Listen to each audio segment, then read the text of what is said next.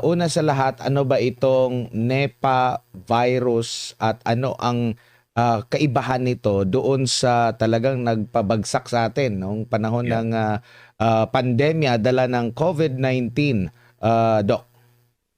Yes, ang Nipah virus actually mas matapang. Yun ang masakit isipin, mas matapang pero hindi siya ganun kabilis na nakakahawa kasi isipin nyo 19 ano pa to, 'di ba? 1998 andyan na yun, nakita sa Malaysia. Galing din po siya sa bats, no, sa mga paniki.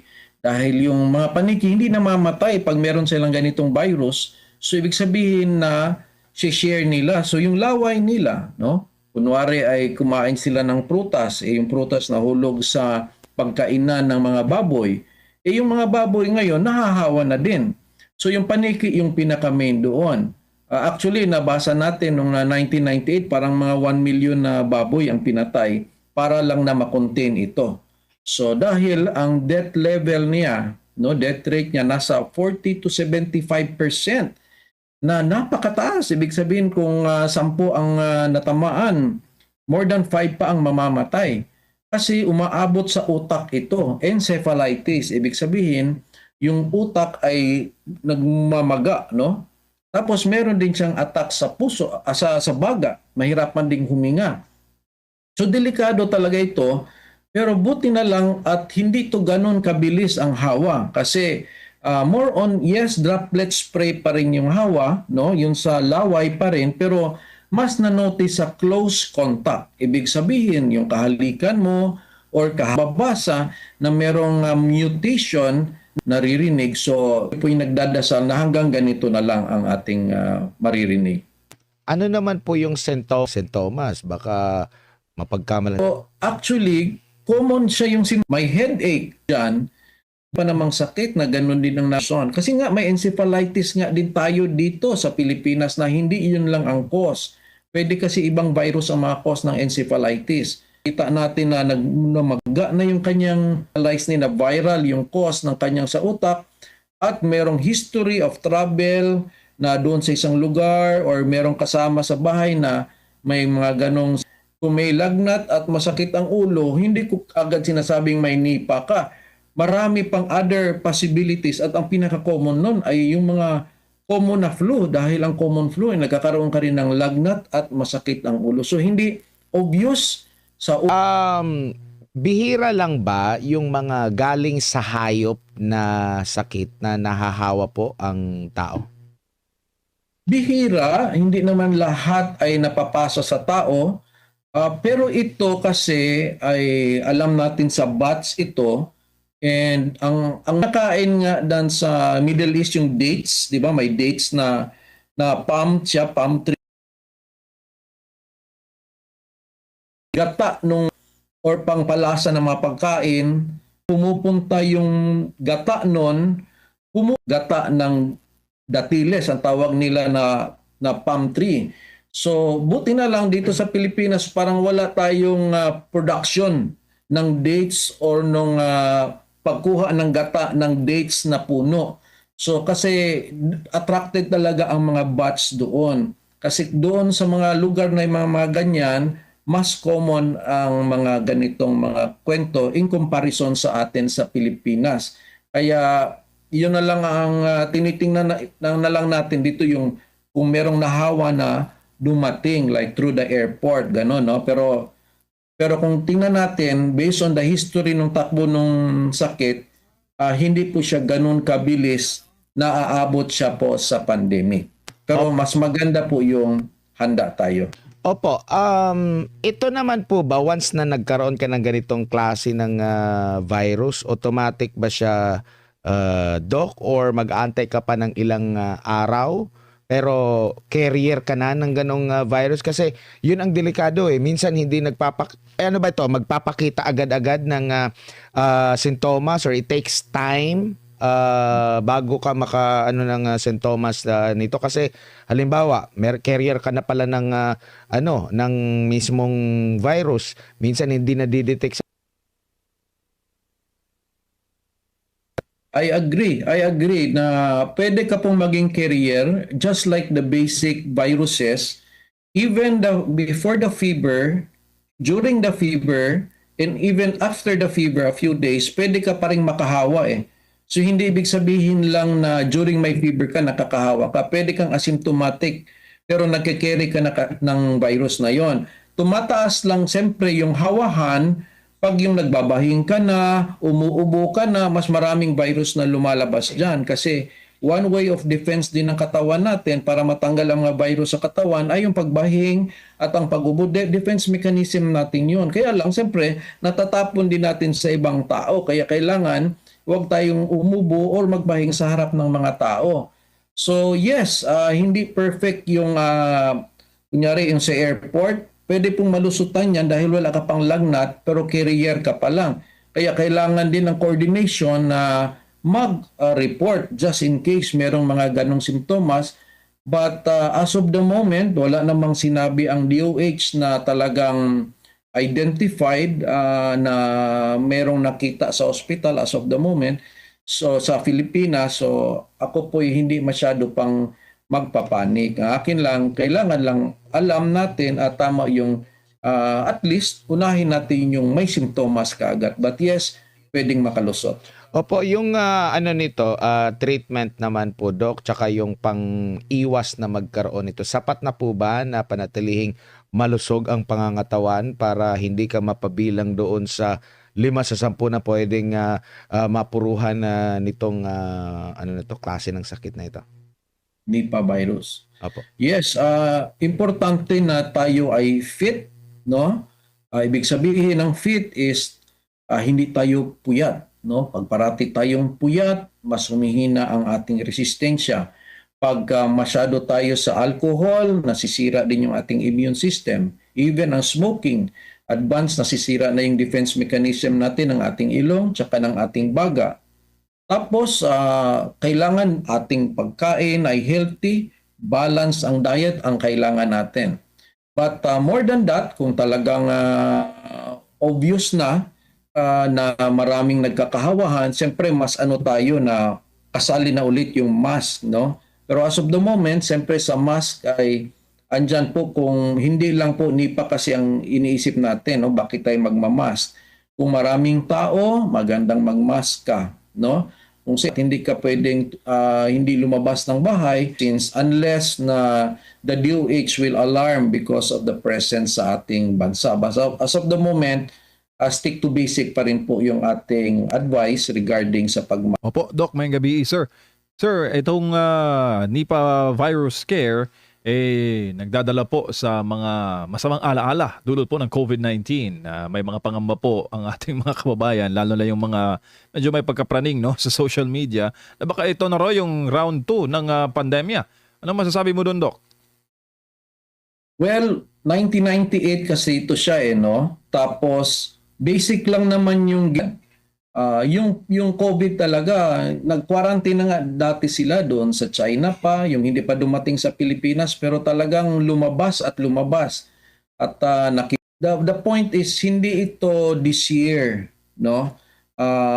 Natalo na to siya for many times. No? Kahit dito daw, di ba, sabi sa balita, yung sa Sultan Kudaniki, nahawa yung kabayo ba, tapos yung kabayo kinain ng mga tao at nahawa.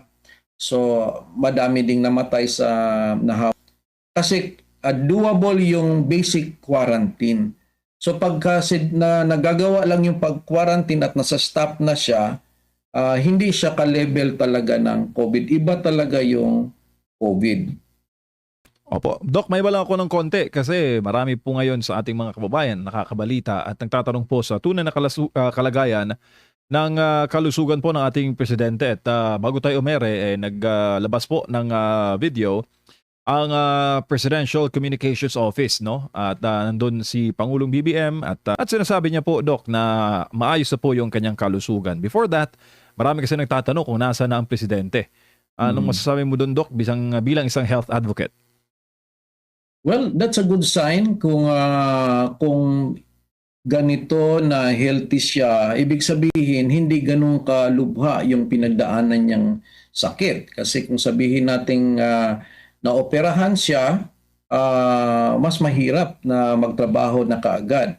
So actually yung tinatawag kasi nating diverticulitis, infection na kasi yun no? So kung basahin natin, meron talagang fever and chills yun.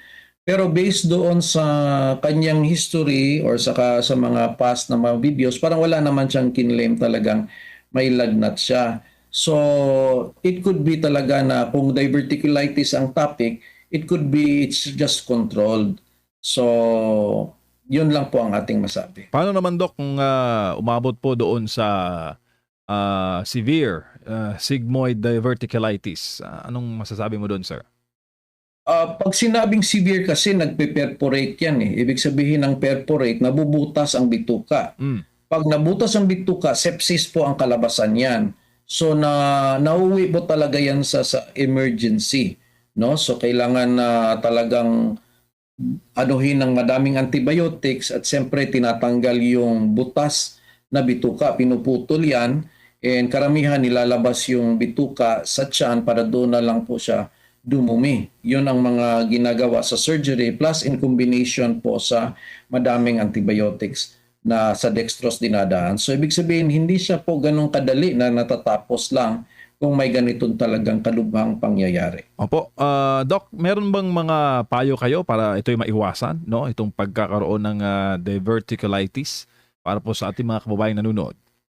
Yes, common po ito sa palaging constipated, palaging nagpipigil na dumumi, palaging hindi kumakain ng gulay at prutas kasi fiber po ang kailangan nito para dumulas yung ating dumi, hindi siya bumabara. Kasi pag nababara yung dumi natin, tumataas yung pressure sa large intestine natin, kaya lumalabas yung parang outpouching, yung tinatawag na parang bulsa sa sides ng large intestine.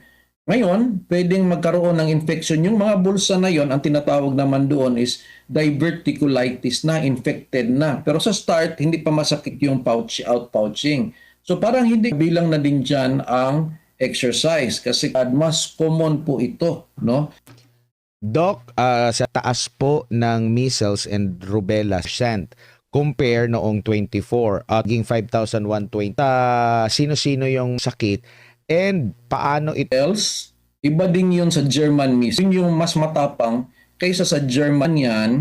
Karamihan sa pasyente, natatamaan din yung lungs mo, parang nasisira yung lamihan sa nagiging delikado sa measles, punta sa utak na magkaroon din ng encephalitis, kundi rin ang measles. Ngayon, ang German measles is like an at saka medyo slight lang yung fever. So actually, yung German measles, hindi masyado siya complicated than the measles. So mas natatakot tayo sa measles, mumps and rubella. So ibig sabihin, may measles na, may pang German measles na, may pang mumps pa, kaya MMR. So yan yung ginagawa ngayon. Kaya tumaas din yan dahil nga sa mga fake news na tuloy na mga measles and German measles na pwedeng magkaroon ng mga severe complications, which is, although hindi naman, pero wag nating sabihin na okay lang magka-measles ako, okay lang magka-German measles ako. Kasi at that point, that's still infection na pwedeng magkaroon ka rin ng secondary bacterial infection katulad ng pulmonya. So, ibig sabihin, controllable naman ito, pwede namang mapataas natin ang immune system ng mga pasyente by just a simple vaccination. At ilang dekada na po itong mga bakunang ito. Bata pa tayo, hindi pa tayo napanganak. Ito basic na po itong measles, German measles na mga bakuna, nandyan na po yan. So, tama po ang ginawa ng government na habulin yung mga kulang na hindi pa nabakunahan. Opo, malimit dito mga bata po, Doc. Ano po yung dahil ba ano yung resistensya nila and yung diagnosis din nito mga nakakahawa din ba ito, Doc? Yes, talagang nakakahawa to siya, and tama yung mga bata ang mas nahahawa kasi din maraming chance na yung mga adults ay dumaan na din, no? Either yung adults ay nabakunahan nung bata pa sila, so mataas yung resistensya niya, or baka nagka-measles na sila or nagka-German measles nga sila nung bata pa sila. Kaya nung adults na sila, hindi na masyado sila nahahawa kasi nga meron na silang memory na antibodies. Pero itong mga bata ay mahilig pang makisalamuha, no? Kahit alam nilang may sakit na yung kalaro nila, makikipaglaro pa rin. In comparison sa ating mga adults, hindi na masyado naiisip natin na makipaglaro. Ibang laro naman yung gusto ng mga matatanda na eh. So ibig sabihin, yung mga bata, mas prone silang magkahawahan dahil sa kanilang activities. At the same time, bata pa sila, mahina ang resistensya at virgin case. Wala pa sila nagkasakit before of that, at lalo na kung hindi sila nabakunahan. Kaya sila yung nauuna. Dok, nakahinumdum ko, Dok, sa mga tigulang way back sa Visayas pa ko. Ito ba yung ito ba yung parang may pamahiin dati na hahampasin ng buhok, mahabang buhok? Ito ba yun, Dok? Actually, ang tinatawag nila dyan ay yung hinahampas ng buhok ay yung dupang. Or sa English is urticarial rash. So hindi siya measles, hindi siya German measles, kundi yung parang rashes na parang mapa, which is just allergy, kaya lang mapa lang yung kanyang itsura. So kaya nila hinahampas-hampas, but on science, ang allergy talaga is on and off. Lalabas ngayon, mamaya mawawala, tapos lalabas na naman ulit, no? Until mabigyan ng anti-allergy.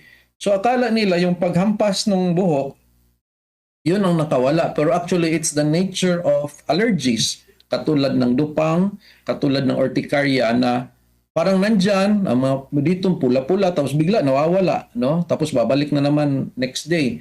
So ugali lang talaga ng allergy yun. Hindi talaga ganun ka-effective yung paghampas ng buhok. Ayun nga at least para ma-debunk yung ganong mga pamahiin na Doc, no. Pero dito excuse me, dito tayo sa uling topic, Doc, no. Speaking of naubo ako, uso po ngayon yung ubo. Ulitin ko lang to. Last time nag-interview tayo, baka maraming nanonood ngayon lalo na sa mga malalamig na lugar. Doon pa naman sa Amerika, nagkaroon ng grabing storm doon, snowstorm, no? At dito sa Metro Manila, lumalamig din yung panahon at nakikita mo na rin yung mga katabi mo. Ang dami nang tumatahol po, Doc. Ano po yung remedyo nito? Ano po ba yung dahilan nito? Well, siyempre sa remedyo would be case to case, no? Although ang pinaka talagang natatamaan dito yung merong mga allergic rhinitis tsaka may asthma. Kasi pagka malamig ang panahon, nagdadry yung ilong nila. Pag nagdry ang ilong tsaka throat, medyo irritable na yan, no? And then mag-trigger na yung kanilang ubo, mag-trigger na lang kailang mga sipon. And then maging opening na din yun dahil kung ang iyong ilong ay inflamed na, throat mo inflamed na, pwedeng may papasok na naman na secondary bacterial infection na para pwedeng mapunta na naman sa pneumonia, no? So usually, karamihan ng may mga allergies at may mga asthma, meron dapat silang mga gamot na reserve na alam nila na prescribe ng kanilang mga doktor yon. Of course, hindi ko ma-mention, baka lahat magbilihan lang bigla. But ang point is, pwede kayo mag-take ulit ng mga usual na anti-allergies ninyo, pwede kayo mag-take ulit ng usual na anti-asthma ninyo, lalo na kung nag-a-attack na. Allowed naman po yan dahil yan naman yung previous na medications ninyo. But of course, kung persistent talaga, baka kailangan na rin ng antibiotics. So, importante pag ganun po na sensitive kayo, pwede po kayong mag-mask para hindi kayo basta-bastang mahawa. But you have to increase your resistance, no? Na hindi kayong magpuyat. Kasi pagka puyat, mas madali lang po talaga kayong magkasakit. So, very important po na alagaan natin ang sarili natin dahil sa mga panahon ngayon, mas madaling magkasakit, lalo na kung malamig ang panahon. Epektibo po ba, Doc, yung suob, patuob, steam inhalation po sa paglaban po dyan sa mga ganyan?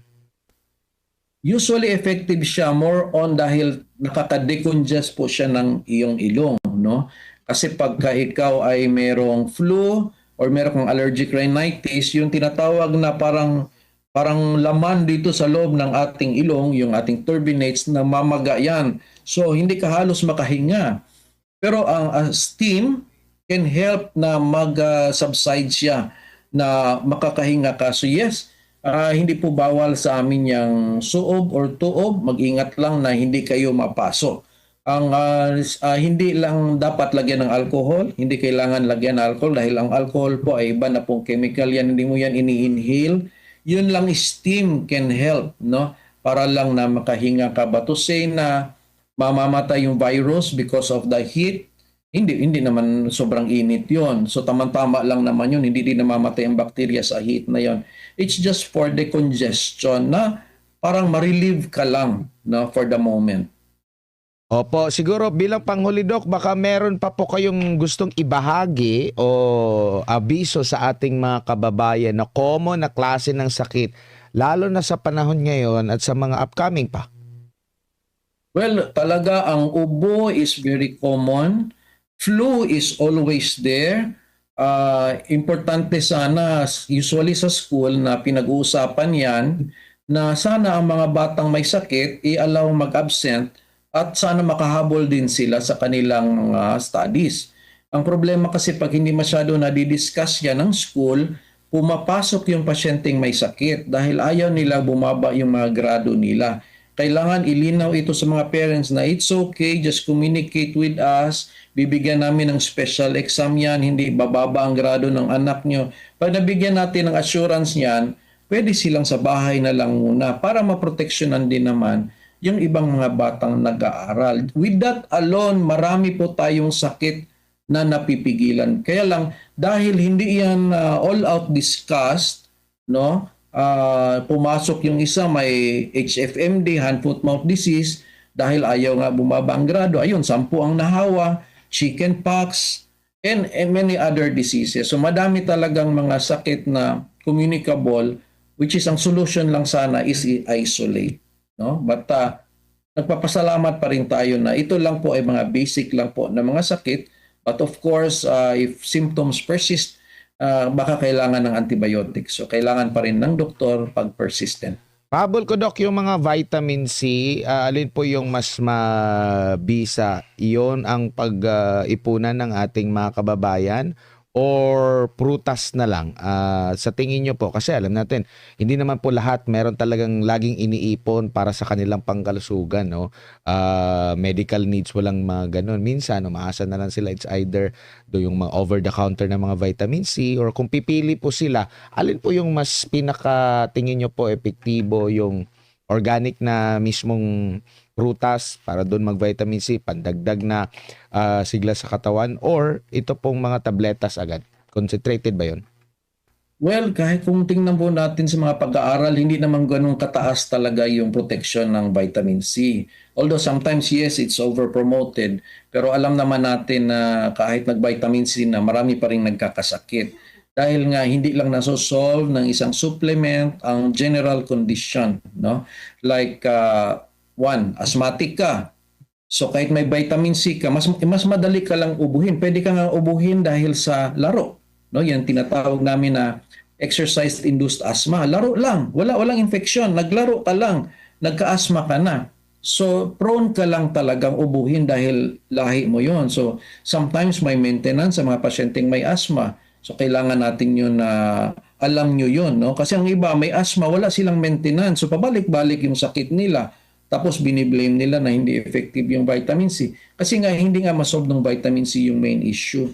So for me, yes, walang problem sa vitamin C, but there's no promise na hindi po kayo magkakasakit. Kailangan general, kilala nyo rin yung sarili nyo, ano yung mga weakness, ano ba yung mga allergies, and then kasali na din do yung enough diet, hydration, and enough sleep. So general po talaga.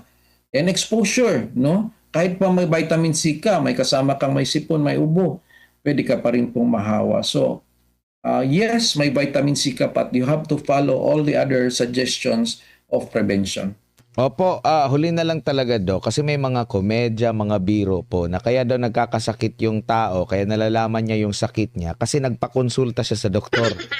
Kung hindi daw nagpa-doktor, hindi niya malalaman yung sakit niya. Pero unsa kamahinungdanon, gaano kahalaga po, no, sa isang individual, sa isang pamilya na talagang magpasuri, no? Kasi available na po si ChatGPT. Doc, pwedeng mag-chat ka lang doon, si YouTube, sa kung ano mang mga platform. Pero gaano kahalaga na magpakonsulta talaga po sa inyo ng mga eksperto. Pero sa realidad po kasi Doc, alam niyo naman po, sa mga simple, mga ordinaryong tao, pag sinabi agad na magpa-check up sa doktor, may pera agad na ilalabas, mahirap, no? Kung punta ka naman sa public, ang dami doon. So maraming mga challenges pong kinakarap yung ating mga kababayan, Doc. Well, ang advantage ng AI ngayon is actually better than Google search. Kasi pag na-Google search ka, number one, mas nakakatakot, no? Maglagay ka lang ng meron ka lang bukol, pati cancer, di mas-stress ka lang kaagad kasi isasabihin ng Google 'yon eh. At hindi masyado sinasabi ng Google na dapat magpa-check up ka, ganon. Ang maganda sa mga ChatGPT, mga AI, i-explain nila yung possibilities pero nakikita nyo sa ending. Kailangan din kayong magpa-check up sa doktor kasi hindi ito final, hindi ito na yon. So that's better than wala pa itong mga AI na ito kasi sabihin natin wala pang technology.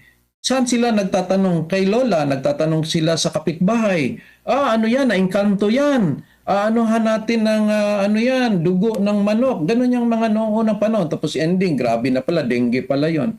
So at least ito, kung tinype mo na I have fever, I have headache, itype mo sa ChatGPT, sasabihin niya, it could be that you have flu but possible UTI or tonsillitis, but you have to check, go and be examined by the doctor. So yes, okay pa rin. Tinatanggap ko yung dumadaan mo na sila sa ChatGPT before sila magpakonsulta. Pero sana sundin nila yung sinabi din ng ChatGPT. Nagsabi yung ChatGPT, hindi ito final. Kung may iba ka pang nararamdaman, magpa-check up ka. Nakasulat din yun doon. So, it's still okay for me na ina-accept lang natin yung mga changes ng technology rather than sa lumang panahon na kaya naging maraming grabe dahil puro haka-haka lang, no? Na nakasipa daw ng diwende. So, iba na pala yung sakit, so hindi ka agad nagamot. No? So, mas better na lang ito ngayon. Paano yan, Doc? Wala akong kilalang politiko, wala akong malapitan, walang magbigay sa akin ng tag ng GL. Yeah. Baka hindi ako matulungan. Yon ang dapat i-improve natin sa ating bansa, no? Kasi ang GL is nagiging sinong may kilala, which is meron naman tayong universal healthcare. Bakit pa tayo gumawa ng MAIF kung meron na tayong universal healthcare? Ang ibig kasi sabihin ng MAIF is kung kulang ang PhilHealth, meron kang malapitan para sa MAIF. Universal healthcare na nga so dapat yung MAIF ano mo na doon sa PhilHealth kasi ang purpose ng universal healthcare, kakayanin na ng PhilHealth ang gastuhin para sa pasyenteng may sakit. Kaya lang ang mga politiko ayaw nilang mawala ang MAIF. So ang ending, hindi ma-achieve talaga ang universal healthcare. Kahit may batas na, hindi nga siya na-achieve kasi ayaw nilang palakihin ang PhilHealth kasi kailangan palakihin ang MAIF para dumaan muna sa kanila, para sa kanilang patronage politics, para sila ay ma-remember ng mga tao na nakatulong para sila ay botohin. So what's the point of universal healthcare kung talagang parating may MAIF? Palakasin ang PhilHealth para hindi na ang takot ang taong magpa-check up or ma-admit dahil aprobado na ang universal healthcare. Doc, daghang salamat sa imong oras o higayon ining taknan sa kagabion. May gabi Doc. Good night, Doc. MJ, Admar, salamat. Kami ang boses ng masa, hindi natatakot. Katotohanan lang, di kami nalulunod. Walang bahid ng sismis, lahat ay totoo. Kahit sino ka pa, pag mali ka babanatan ka. Walang pinipili kulay, wala kaming kinikilingan. Basta para sa bayan, kami lalaban. Pagdama palakpakan, pag mali banatan. Di matitinag, di matatakot, para sa bayan tuloy ang sigaw. Sa harap ng kamera, walang halong takot. Mga baluktot, lahat kayo'y tutumba. Ang hustisya at totoo, yun lang ang mahalaga. Kahit sinong